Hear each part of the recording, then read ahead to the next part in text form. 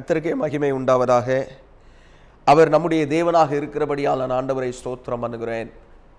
பிதாவாகிய தேவனுடைய அன்பும் கர்த்தராகிய இயேசு கிறிஸ்துவின் கிருபையும் பரிசுத்த ஆவியானவருடைய அந்யோன்ய வழிநடத்தலும் பாதுகாப்பும் அரவணைப்பும் உங்கள் யாவரோடும் இருப்பதாக. ஆமென், ஆமென், ஆமென். மீண்டும் ஒரு விசையாய் நம்முடைய இந்த தொலைக்காட்சியின் மூலமாக உங்களை சந்திப்பது பெருமகிழ்ச்சி அடைகிறேன். கர்த்தருடைய பரிசுத்த நாமத்திற்கே மகிமையும் கனமும் உண்டாவதாக. இந்த நாளிலும் கூட அநேகர் நம்முடைய தேசங்களில் நடக்கிற போராட்டமான காரியங்களை குறித்து, நெருக்கமான காரியங்களை குறித்து மிகுந்த ஒரு கலக்கத்தோடு இருக்கிறதை பார்க்கிறோம். குறிப்பாக இந்த கொரோனா வைரஸ்னால தேசம் அடைக்கப்பட்டிருக்கிறது. இந்த அடைக்கப்பட்டிருக்கிற தேசம் யாருக்கு என்ன சம்பவிக்குமோ அப்படின்னு சொல்ற ஒரு பயத்தை அநேகருக்குள்ளே இருக்கிறதையும் பார்க்கிறோம். நம்மளை இந்த வியாதி தொற்றுமோ, ஒருவேளை நம்ம குடும்பத்தை இது தொற்றுமோ, அப்படி ஒருவேளை தொட்டுட்டா நிறைய காரியங்களை கேள்விப்படுறோம். அப்படி அதை தொடப்பட்டு மரித்தவர்களுடைய நிலைமையை பார்க்கிறோம். அதையெல்லாம் பார்த்து ஒரு வித பயம், ஒரு கலக்கம், ஒரு போராட்டம். வேதத்திலே ஆண்டவர் பல காரியங்களை செய்திருக்கிறதை பார்க்கிறோம். அதிலே அவர் கொள்ளை நோயை தேசங்களுக்குள் அனுப்பினதையும் வேதம் சொல்லி இருக்கிறது. எப்பொழுதெல்லாம் தேவனுடைய நீதிகரிப்பு வர வேண்டும் என்று இருக்கிறதோ அந்த நேரங்களிலெல்லாம் இந்த கொள்ளை நோய்கள் இந்த தேசங்களுக்குள்ளே தேவனால் அனுப்பப்படுகிறதை பார்க்கிறோம். ஹல்லேலூயா. அப்படி எகிப்திலே இஸ்ரவேல் ஜனங்கள் அடிமையாயிருந்த போது அந்த அடிமைத்தனத்திலிருந்து அவர்களை மீட்டு கொண்டு வருகிறதுக்காக கர்த்தர் அங்கே 10 வாதைகளை செயல்படுத்தினார் என்று இந்த வேத சத்தியம் சாட்சி கொடுக்கிறது. அதில் 10ஆவதாக வருகிற ஒரு வாதை தலைச்சன் பிள்ளைகளை சங்கரிக்கிற ஒரு வாதை. எகிப்தியரின் தலையீற்றுகள் எல்லாவற்றையும் சங்கரிக்கிற ஒரு வாதை. அந்த வாதை பார்த்தீங்கன்னா ஒரு வசனத்தை வாசிக்கிறேன். யாத்ராகம புஸ்தகம் 12வது அதிகாரம் 13வது வசனத்தில், நீங்கள் இருக்கும் வீடுகளில் அந்த இரத்தம் உங்களுக்காக அடையாளமாய் இருக்கும். அந்த இரத்தத்தை நான் கண்டு உங்களை கடந்து போவேன். நான் எகிப்து தேசத்தை அழிக்கும் போது அழிக்கும் வாதை உங்களுக்குள்ளே வராதிருக்கும். ஹல்லேலூயா. 10 வாதை அனுப்பப்பட்டது. 10வது வாதை தலைச்சன்கள் எல்லாம் சங்கரிக்கப்படுகிறது. இதை குறித்து வாசித்தோமானால் 11வது அதிகாரம் 5வது வசனத்தில் பின்பகுதியில், எகிப்து தேசத்தில் இருக்கிற முதற் பேர் அனைத்தும் மிருக ஜீவன்களின் தலையீற்றனைத்தும் சாகும் என்று உரைக்கிறார் என்று சொன்னதுமன்றி. அல்லேலூயா. அதனால் எகிப்து தேசம் எங்கும் முன்னும் பின்னும் ஒரு காலம் உண்டாகாத பெரிய கூக்குரல் உண்டாகும். இந்த காரியத்தை பார்த்தோமானால் ஒரு தேசத்திற்குள்ளே இந்த பிரச்சனைகள் நடந்ததை பார்க்கிறோம். ஆனால் இன்றைக்கு அநேக தேசங்கள் கதறி கொண்டிருக்கிறது. வல்லரசு என்று மார்தட்டி கொண்டிருந்த தேசங்கள் கூட கதறி கொண்டிருக்கிறது. என்ன அதிகமான உயிரிழப்புகள். இன்றைய கணக்கின்படி கிட்டத்தட்ட 1,70,000 பேருக்கு மேலாக இந்த கொள்ளை நோயினால் உலகம் முழுவதும் மரித்திருக்கிறார்கள். நான் முதலாவது வாசித்தேனை வசனம், இரத்தம். அந்த இரத்தம் ஒரு மனிதனை பாதுகாக்கிறதற்கென்று பழைய ஏற்பாட்டு நாட்களிலே இயேசு கிறிஸ்து அந்த நேரத்தில் இல்லை. இயேசு கிறிஸ்து வருகிறதுக்கு முன்னே ஒரு ஆட்டுக்குட்டியை பலியாக செலுத்த வேண்டிய ஒரு கட்டாயம் வருகிறது. அந்த கட்டாயத்தினாலே, அந்த ஆட்டுக்குட்டியினாலே அவர்கள் மீட்கப்படுகிறதை பார்க்கிறோம். அது எப்படி போட்டிருக்கு பாருங்க, வீடுகளில் அந்த இரத்தம் உங்களுக்கு அடையாளமாயிருக்கும்.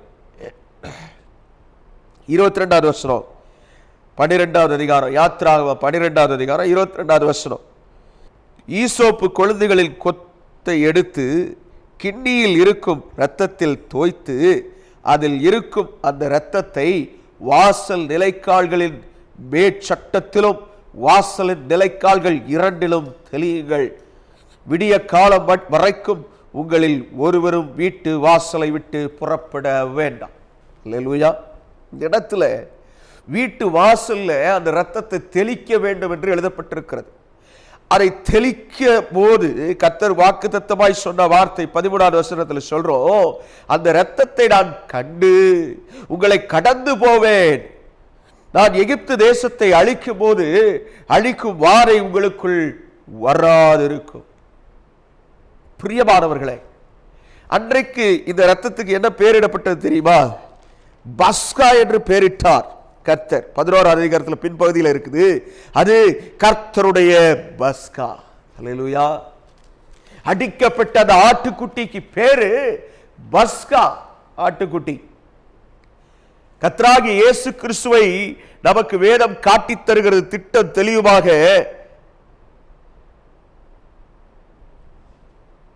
நமக்காய் அடிக்கப்பட்ட ஒரு பஸ்காவாய் அவர் இருக்கிறார் என்று 1 கொரிந்தியர் 5:7 சொல்லுகிறது.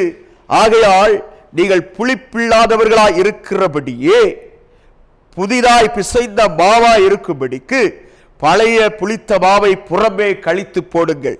ஏனெனில் நம்முடைய பஸ்காவாகிய கிறிஸ்து நமக்காக பலியிடப்பட்டிருக்கிறாரே. அல்லேலூயா. பழைய ஏற்பாட்டிலே ஆடையும் மாடையும் அல்லது கோழிகளையோ புறாக்களையோ அல்லது அடைக்கலான் குஞ்சுகளையோ எதையோ ஒன்றை கொண்டு வந்து பலி செலுத்த வேண்டியது அவசியம் இருந்துச்சு. பாவ நிவர்த்திக்கு பாதுகாக்கப்படுகிறதற்கே ஒரு ஆட்டுக்குட்டியின் ரத்தம், அது எப்படி போட்டிருக்கு, 1 வயது பழுதற்ற ஒரு ஆட்டுக்குட்டியின் ரத்தத்தை அவங்க பயன்படுத்தணும்னு சொல்லுது. கர்த்தராகிய இயேசு கிறிஸ்துவை எல்லாவற்றிலும் சோதித்து பார்த்து ஒரு பழுதும் இல்லாது இருக்கிற ஆட்டுக்குட்டியாய் தன்னை ஒப்பு கொடுத்தார் என்று வேதம் சொல்லுகிறது. அல்லேலூயா. உங்கள் வீட்டு வாசல், உங்கள் வீட்டு வாசல் எப்படி சொல்லுது பாருங்க வசனம் 12:22. இரத்தத்தை வாசல் நிலைக்கால்கள் மேலும் மேற்சட்டத்தின் மேலும் வாசலின் நிலைக்கால்கள் இரண்டிலும் தெளியுங்கள். அல்லேலூயா. வாசல்ல தெளிக்கணுமா? முதல்ல வாசல் அப்படின்னு பார்த்தீங்கன்னா கர்த்தராகிய இயேசு கிறிஸ்து வாசலாய் இருக்கிறார் என்று வேதம் சொல்லுகிறது. அவர் மூலமாகத்தான் பிதாவினிடத்தில் போய் சேர முடியும் என்று எழுதப்பட்டிருக்கிறது. அப்போ வாசல் என்பது கர்த்தராகிய இயேசு கிறிஸ்துவுக்கு அடையாளம். அந்த வாசலுக்குள்ளே அவருடைய ரத்தம் அந்த வாசலிலே தெளிக்கப்பட்டிருக்குமானால், மேல் சட்டத்திலேயோ சைடு இருந்தது 2 பக்கத்தில் இருக்கிற சட்டங்கள்லயோ அது தெளிக்கப்பட்டிருக்குமானால், அந்த வாசலுக்கு உள்ளே இருக்கிறவன், வெளியல்ல, வாசலுக்கு உள்ளே இருக்கிறவன் இந்த வியாதிக்கு பயப்பட வேண்டிய அவசியம் இல்லை. ஆமென். நாம் அரசாங்கம் சொல்லி இருக்கிற இந்த காரியத்தை கீழ்ப்படிந்து நடந்துத்தான் ஆக வேண்டும். இயேசு சொன்னார், நீ உன்னை நேசிப்பது போல பிறனையும் நேசி. அதனால அரசாங்கம் சொல்லி இருக்கிற வார்த்தைக்கு கட்டுப்பட்டு நாம் வீட்டிலே தங்கி இருக்க வேண்டும், வெளியே போகக்கூடாது. இந்த அரசாங்கம் எடுக்கிற முயற்சிகளுக்கு நாம் கீழ்ப்படிய வேண்டும். அதே சமயத்தில் பாருங்க, இந்த யாத்ராகமம் 12 வாசிக்கிறோமே, 12:22 வீட்டு வாசலை விட்டு புறப்பட வேண்டாம்னு சொல்றார். அங்க இயேசு கிறிஸ்துவின் ரத்தத்திற்குள்ளே மறைக்கப்பட்ட வீடாக ஒரு வீடு இருக்குமானால் அந்த வீட்டுக்குள்ளே இந்த வியாதி வராது. அல்லேலூயா. இந்த கொள்ளை நோய் வராது. கொள்ளை நோய் தான் என்ன? வேதத்திலே அநேக வார்த்தைகள் சொல்லுகிறதே. இயேசு கிறிஸ்து வருகிறதுக்கு முன்னே நடக்க வேண்டிய அடையாளங்களை பற்றி பார்க்கிறோமே. லூக்கா 21வது அதிகாரத்தில் ஆண்டவர் சொல்றாரு. அப்ப அந்த கொள்ளை நோய் இந்த தேசங்களுக்குள்ளே வரும். அப்ப அந்த கொள்ளை நோய் என்றால் அது வந்துச்சுன்னா அதற்கு மருத்துவம் கிடையாது. மருத்துவர்கள் எவ்வளவோ முயற்சி செய்து அநேகர் காப்பாற்றப்பட்டிருக்கிறார்கள், அதற்காக ஸ்தோத்திரம். ஆனால் அநேகர் மரித்திருக்கிறார்கள், அவர்களை உடல் ஒத்துழைக்கவில்லை. நோய் எதிர்ப்பு சக்தி ஒருத்தருக்கு போல இன்னொருத்தருக்கு இல்லை. இதனால் அநேக மரணங்கள் ஏற்படுகிறதை பார்க்கிறோம். இவைகளை குறித்து நீங்கள் ஒருவேளை கலங்கி கொண்டிருக்கலாம். நீங்கள் ஒருவேளை என்னைய குடும்பத்தில் தொற்றுமோடு சொல்லி நீங்க யோசித்துக்கிட்டு இருக்கலாம். நீங்க கர்த்தருடைய ரத்தத்துக்குள்ள வாங்க, கர்த்தருடைய ரத்தத்துக்குள்ள வாங்க. அன்றைக்கு வீட்டு வாசல், இன்றைக்கோ ஒரு மனிதனுடைய வாசல் எது என்றால் முதலாவது அவருடைய கண்கள். கண்கள் கண்கள் வழியாக காரியங்கள், தவறான பாவங்கள், தவறான காரியங்களை அந்த கண்கள் இச்சித்து அந்த காரியத்தை நம்முடைய மூளைகளுடைய இருதயத்தை அப்படியே அதற்கு நேரே திருப்பி விடுகிறது. அப்ப கண்கள்ல இயேசு கிறிஸ்துவின் ரத்தத்தினால் சுத்திகரிக்கப்பட்ட அனுபவம் வேண்டும். அல்லேலூயா. அதே போல இருதயத்தின் வாசல், அந்த இருதயத்தின் வாசல் சுத்திகரிக்கப்பட்டிருக்க வேண்டும். ஆனால் இது எப்படி சாத்தியமாகும்? பழைய ஏற்பாட்டில் பார்க்கிறோம், ஒரு ஆட்டுக்குட்டியின் ரத்தத்தினால அவங்க மீட்கப்பட்டார்கள். புதிய ஏற்பாட்டில் நமக்காய் கிறிஸ்து ரத்தம் சிந்தி பஸ்காவாய் பலியிடப்பட்டிருக்கிறார். அவருடைய ரத்தம் நம்மை சுத்திகரிக்க கிருபையுள்ளதாக, வல்லமையுள்ளதாக, நீதியுள்ளதாக இருக்கிறது பிரியமானவர்களே. ஆமென். அல்லேலூயா. அதனால அந்த நாட்களிலே கொஞ்சம் யோசித்து பாருங்களேன். எல்லாரையும் அந்த சங்காரம் சங்கரிக்கல, தலையீற்று மாத்திரம். அது எப்படி போட்டிருக்கு பாருங்க அந்த வார்த்தை. எகிப்து தேசத்தில் இருக்கிற முதற் பேரடைத்தோம் 11:5 மிருக ஜீவன்களில் தலையீற்று அனைத்தும் சாகும் என்று உரைக்கிறார். அல்லேலூயா. எகிப்து தேசத்தில் இருக்கிற முதல் பேர்னா என்ன? அந்த குடும்பங்களில் இருக்கிற முதல் பிறந்த முதற் பேரா இருக்கிற ஆண் பிள்ளைகள் எல்லாம் சாக வேண்டி வந்தது. அந்த நாட்களிலே முதல் பிள்ளைக்கு அவ்வளவு ஒரு கனம் உண்டு. சேஷ்டபுத்திர பாகம் என்று சொல்லுவார்கள். அந்த பிள்ளைக்கு பிறகுதான் மற்றதெல்லாம் மற்றவர்களுக்கு. ஆண்டவரே சொல்றாரு, முதற் பிள்ளைய எனக்கென்று எடுத்துக்கிறார் சொல்றார். இந்த காரியம் நடந்த பிறகு ஆண்டவர் அதை பேசுறார். முதல் பலனானவைகள் எனக்குரியவைகள் என்று சொல்லுகிறார். அப்ப முதல் பலன் என்பது ஒரு விசேஷித்தமாக இருக்கிறது எந்த குடும்பத்திற்கும். அவைகள் அடிக்கப்பட்டு அவைகள் அப்படியே ஒரு பெரிய ஒரு மரண ஓலம் அந்த தேசத்தில் கேட்டுச்சு. இன்றைக்கு நாம் உலகம் முழுசு கேள்விப்படுறோமே, உலகம் முழுசு பார்க்கிறோமே, பரிதாபமாய் அநேக மரண ஓலங்கள், அநேக விதமான நெருக்கங்கள், அநேக விதமான போராட்டங்கள். நீ பயந்து கொண்டிருக்கிறாயோ? இயேசு சொல்றாரு, என் ரத்தத்துக்குள்ள நீ மறைந்து கொள். கர்த்தராகிய இயேசு சொல்றார், மகனே மகளே, என் ரத்தத்துக்குள்ள நீ மறைந்து கொள். அது மட்டும்தான் உன்னை பாதுகாக்கும், அது மட்டும்தான் உன்னை விடுதலையாக்கும். வேற ஒன்று உன்னை விடுதலையாக்காது. இயேசு கிறிஸ்துவின் ரத்தம் சகல பாவங்களையும் நீக்கி நம்மை சுத்திகரிக்கிறது. ஆமென். அல்லேலூயா. அந்த இயேசு கிறிஸ்துவின் ரத்தத்துக்கு நேரே நீங்கள் உங்கள் இருதயத்தை திருப்புவீர்களானால் தேவன் உங்களை நிச்சயமாய் பராமரிப்பார். தேவன் நிச்சயமாய் உங்களை ஆதரிப்பார். தேவன் நிச்சயமாய் உங்களை விடுதலையாக்குவார். ஆமென். வீட்டை விட்டு வெளியே போறோம் போகல, அதெல்லாம் ரெண்டாவது. ஆனா நாம செய்ய வேண்டியது, நாம ஆண்டவரை நோக்கி பார்த்து. நீங்க ஒருவேளை என்னை கேட்டுக்கிட்டு இருக்கிற பிள்ளைகள், நீங்க இயேசுன்னு ஒருத்தர் இருக்கிறாருன்னு தெரியும், ஆனா என்ன பண்ணணும்னு தெரியாதுங்கிற ஒரு எண்ணத்தில் இருப்பீங்கன்னா, அவருடைய இரத்தத்தினால் கழுவப்படுகிறதுக்கு ஒப்பு கொடுங்கள். உங்கள் இருதயத்தை சுத்திகரிப்பார் அவர், உங்கள் கண்களை சுத்திகரிப்பார் அவர், உங்கள் சிந்தனைகளை சுத்திகரிப்பார் அவர். அவருடைய இரத்தத்தினாலே இதெல்லாம் ஆவியிலே நடக்கிற காரியம். அவருடைய பாதுகாப்பு, அந்த இரத்தத்தின் பாதுகாப்பு ஒரு மனிதருக்கு வரும்போது அவள் எந்த விதத்திலும் வாழ்க்கையிலே சறுக்கி போகவும் முடியாது. அதே போல இப்படிப்பட்ட கொள்ளையான காரியங்கள் அந்த மனிதரை தொடுகிறதும் இல்லை. அல்லேலூயா, தேவனுக்கே மகிமை உண்டாவதாக. பிரியமானவர்களே, இந்த இடத்துல நம்ம பார்க்கிற அநேக காரியங்கள் பாருங்க. இந்த பஸ்காவை எப்படி சாப்பிடணும்னு சொல்லி கூட ஆண்டவர் அவர்களுக்கு சொல்றார். 11வது வசனம், 12வது அதிகாரம் 11வது வசனம் யாத்திராகமோ, அதை புசிக்க வேண்டிய விதமாவது, நீங்கள் உங்கள் அறைகளில் கச்சை கட்டி கொண்டு உங்கள் கால்களில் பாதரட்சை தொடுத்து கொண்டு உங்கள் கையில் தடி பிடித்து கொண்டு அதை தீவிரமாய் புசிக்க கடவீர்கள். அது கர்த்தருடைய பஸ்கா. அல்லேலூயா. இதை எப்படி ப்ரிப்பேர் பண்ணணும்னு சொல்றாரு பாருங்க. ரெடி பண்றது, அதை ஆயத்தம் பண்ணுகிறது. 9வது வசனத்துல, பச்சையாயும் தண்ணீரில் அவிக்கப்பட்டதுமாயும் அல்ல, அது தலையையும் அது தொடைகளையும் அதற்குள்ள யாவையும் ஏகமாய் நெருப்பினால் சுட்டதாய் அதை புசிப்பீர்களாக. ஆமென். அதை சுட்டு புசிக்க வேண்டியது சொல்றார்.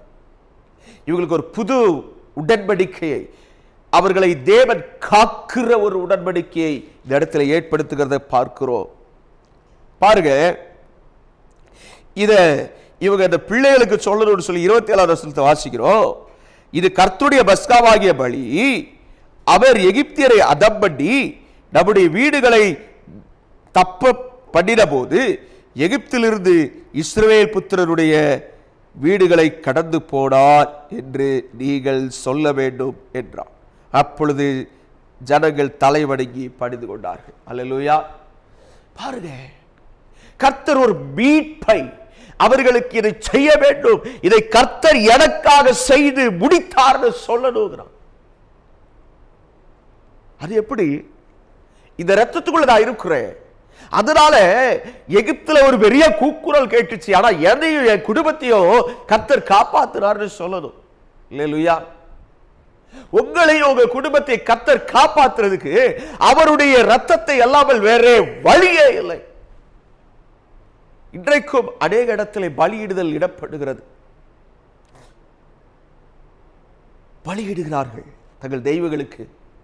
தங்கள் தெய்வங்களை பிரியப்படுத்திடணும், எப்படியாவது இருதயத்தில் இருக்கிறத இந்த தெய்வம் செஞ்சிடணும்னு சொல்லி அதற்காக அந்த தெய்வத்தை சாந்தப்படுத்துகிறதுக்கு அல்லது தெய்வத்தினிடத்தில் வரத்தை பெற்றுக் கொள்ளணும்னு சொல்லி நினைச்சு செய்யறாங்க. அல்லது சிலர் இந்த பலி செலுத்தி என்னுடைய பாவம் அந்த பலினால போயிரட்டும்னு சொல்லி செலுத்துறாங்க. பிரியமானவர்களே, நீங்கள் செலுத்துகிற அந்த பலிகளினால் அல்ல, இயேசு கிறிஸ்து உங்களுக்காய் ஏற்கனவே தன்னுடைய சரீரத்தை கல்வாரி சிலுவையிலே பலியாக கொடுத்தார்.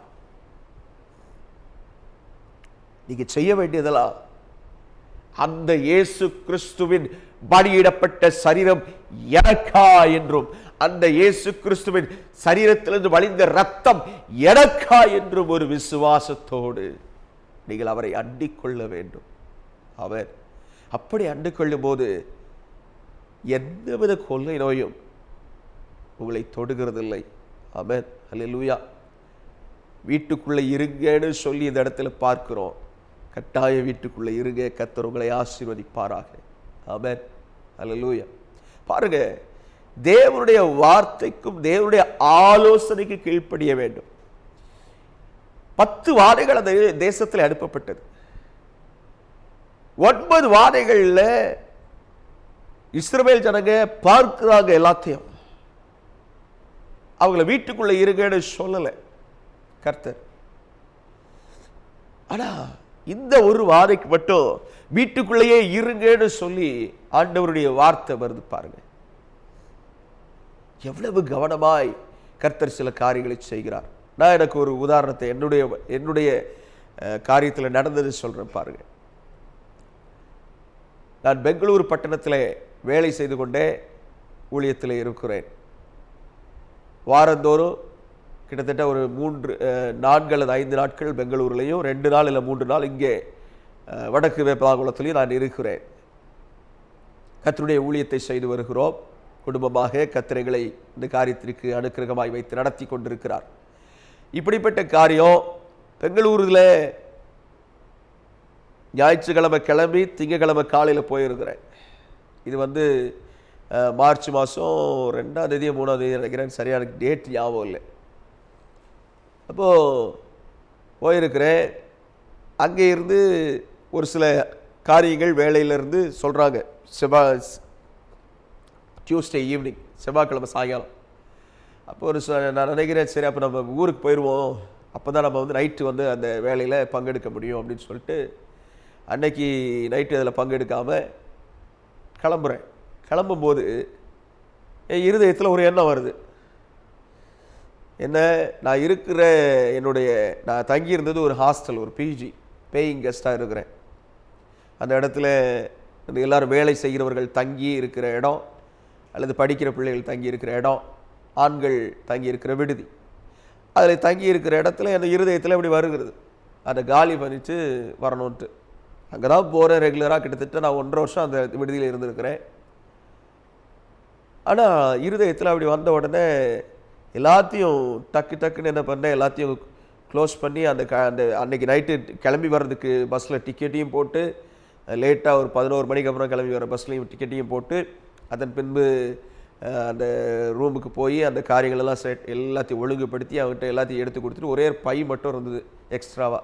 அதை கொண்டு வரலாமா வேண்டாமான்னு யோசிக்கும்போது சரிங்க வச்சுட்டு வருவோம்னு சொல்லி பக்கத்தில் இருந்த ஒரு நண்பர்கிட்ட கொடுத்துட்டு வந்தேன். ஸோ அப்படி கிளம்பி வரும்போது எல்லாத்தையும் லாக் பண்ணி கையில் கொடுத்து அதை காலி பண்ணி வந்துட்டேன். வரும்போது பஸ்ஸில் அங்கேருந்து இன்னொரு இடத்துக்கு வரணும், இன்னொரு இடத்துக்கு பஸ்ஸில் வந்து ஏறணும். அது கிட்டத்தட்ட ஒரு 10-12 கிலோமீட்டர் தள்ளி வரணும். அது ஒரு டிராஃபிக்காக இருக்கும் பெங்களூரில். கிட்டத்தட்ட 1 மணி நேரம் ஆகும் அங்கேருந்து இங்கே வர்றதுக்கு. அப்போது பஸ்ஸில் ஏறி உட்காந்து வரும்போது ஒரு இருதயத்தில் ஒரு சிந்தனை, என்ன பண்ணோம், நம்ம திரும்ப வரணும்ல பெங்களூருக்கு, ஏன் இவ்வளோ அவசரமாக எல்லாத்தையும் வந்து ஏற கட்டி எல்லாத்தையும் முடிச்சுட்டு அங்கே வச்சுட்டு வந்தோம் தெரியலையே அப்படின்னு சொல்லி இதை குறித்து இருதயத்தில் நினைவு கொண்டு இருக்கும்போது ஆண்டவர் இருதயத்தில் ஒரு வார்த்தையை போட்டு பேசுகிறார். அதாவது நீங்கள் அப்போ கேள்விப்பட்டிருப்பீங்க, இந்தியாவுக்குள்ளே முத வந்து கொரோனா ஐடென்டிஃபை பண்ணது பெங்களூரில். அல்லேலூயா. பாருங்கள், அந்த காரியத்தை ஆண்டவர் ஞாபகப்படுத்தி, இந்த பிரச்சனை தீவிரப்பட போகிறது, இந்த பிரச்சனையின் காரியங்கள் பயங்கரமாய் போய்கொண்டிருக்கிறது, இந்த பிரச்சனை காரியங்கள் பயங்கரமாய் போகிறது, இதிலிருந்து உன்னை தப்பும்படிக்கு நான் இதை செய்தேன் அப்படின்னு சொன்னார். ஓ அப்படி ஆண்டவரே, ஸ்தோத்திரம் ஆண்டவரே. இதுக்கு எனக்கு ஒரு பெரிய யோசனை, இது எப்படி இது மாதிரி இப்படியும் ஆண்டவர் நடத்துகிறாருன்னு சொல்லிட்டு இருக்கும்போது வேதத்தில் ஒரு காரியத்தை வாசிக்க நேரிட்டது. அதன் பின்பு வந்த பிறகு, ஏன்னா அந்த நேரத்தில் நமக்கு வந்து நம்ம மனுஷன் புத்தி பார்த்தீங்களா, நிறைய நேரம் வந்து கர்த்தர் ஏன் இதை அனுமதிக்கிறார், ஏன் இதை செய்கிறாருங்கிற ஒரு விசுவாசமே ஒரு எண்ணமே நமக்குள்ளே இல்லாமல் போயிடும். அந்த நேரத்தில் அதை குறித்ததான ஒரு பெரிய யோசனை, என்ன ஆண்டவர் இது ஏன் இப்படி சொன்னீங்க, இதனுடைய காரியம் என்ன? அப்போ ஆபிரகாம் கிட்ட வந்து கர்த்தர் பேசுறாரு, சோதோம் கோமராவை அழிக்க போறதுக்கு போறாரு. அங்க ஆள் அனுப்பிட்டாரு. ஆபிரகாம் நின்று பேசிக்கிட்டே இருக்கிறான். கடைசியில் ஆபிரகாம் நிமித்தம் அந்த பட்டணத்தில் இருந்து லோத்துவையும் அவருடைய குடும்பத்தையும் கையை பிடிச்சு வெளியே கொண்டு வந்து விட்டாங்கன்னு சொல்லிட்டு ஒரு வார்த்தை இருக்குது, இந்த பட்டணத்தோடு கூட நீயும் அழியாதபடி. அல்லேலூயா. ஒருவேளை நான் இருந்த பேயிங் கெஸ்ட் ஹாஸ்டல் எதுவும் பிரச்சனையாக இருக்கலாம், அந்த ஏரியாவில் பிரச்சனை எனக்கு தெரியாது, நான் பார்க்கல. ஆனால் கர்த்தர் எவ்வளவு அழகாக நம்மை காக்கிறவர் என்பதற்கு இந்த காரியத்தை சொல்லுகிறேன். பிரியமானவர்களே, சில நேரம் அதாவது குறிப்பிட்ட காரியம் அல்ல, இந்த கொரோனா என்பது யாருக்கு எப்படி எங்கிருந்து வருதுன்னே தெரியல. முதல்ல சொன்னாங்க இருமல்ல வருது, தும்மல்ல வருது. அப்புறம் கொஞ்ச நாள் முன்னாடி சொன்னாங்க டாக்டர்ஸ் ட்ரீட் பண்ணிட்டு வர அந்த ட்ரெஸ்ஸில் இருக்குது, காலில் இருக்க அந்த ஷூஸோ செப்பல்லையோ இருக்குதுன்னு சொன்னாங்க. இன்றைக்கு செய்தி சொல்லுகிறது, ஏசி ரெஸ்டாரண்ட், ஏசி போட்டிருக்கிற ரெஸ்டாரண்ட்ல அந்த ஏசி மூலமா அங்கே உள்ள அந்த டோரை திறந்தாங்க பாருங்க, அந்த டோரை திறந்து அந்த ஏசி காத்து வெளியில போச்சு பாருங்க, அதுல பட்டு கிட்டத்தட்ட 7 பேருக்கு கொரோனா வந்திருக்குங்கிறாங்க. எப்படி போய் தொடுதுனே தெரியல, எப்படி அவைகள் பற்றி பிடிக்குதுனே தெரியல. அவ்வளவு ஒரு ஆபத்தான ஒரு காரியமாக இருக்கிறது. இதில் சிலர் தப்புவிக்கப்படுகிறார்கள், சிலர் தப்புவிக்கப்படவில்லை. தேவனை நோக்கி பார்க்கிறவர்கள் மாத்திரம் ரட்சிக்கப்படுவார்கள். பிரியமானவர்களே, அதனால இந்த நேரத்தில் கர்த்தரிடத்திலே உங்களை ஒப்பு கொடுங்கள். ஆண்டவரை நோக்கி பாருங்கள். நம்மளை ஆண்டவர் காப்பாற்றணும்னா அவர் நம்மளை நினைக்கணும். ஹல்லேலூயா. அவர் நம்மளை நினைக்கணும்னா 2 காரியம்தான் அவர் நம்மளை நினைக்க வைக்கும். எது தெரியுமா?